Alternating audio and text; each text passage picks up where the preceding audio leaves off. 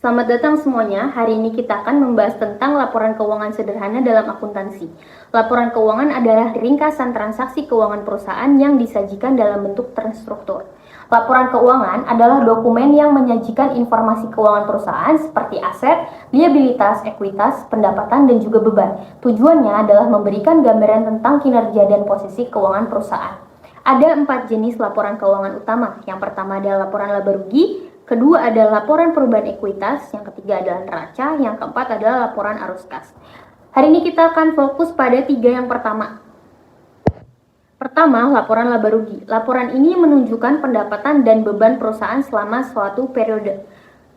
Kita berikan gambaran di sini untuk contohnya.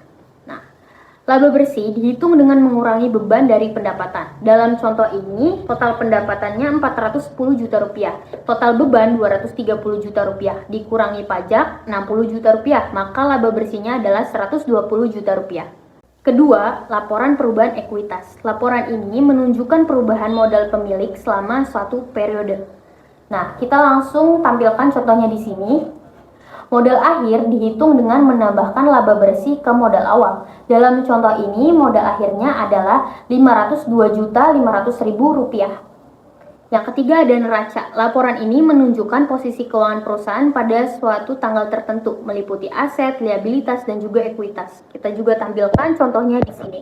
Nah, neraca harus seimbang, di mana total aset sama dengan total liabilitas ditambah ekuitas. Dalam contoh ini, total aset sama dengan 182 juta rupiah, sama dengan nilai total liabilitas dan ekuitasnya. Jadi, laporan keuangan sederhana terdiri dari, yang pertama, laporan laba rugi, menunjukkan pendapatan dan beban.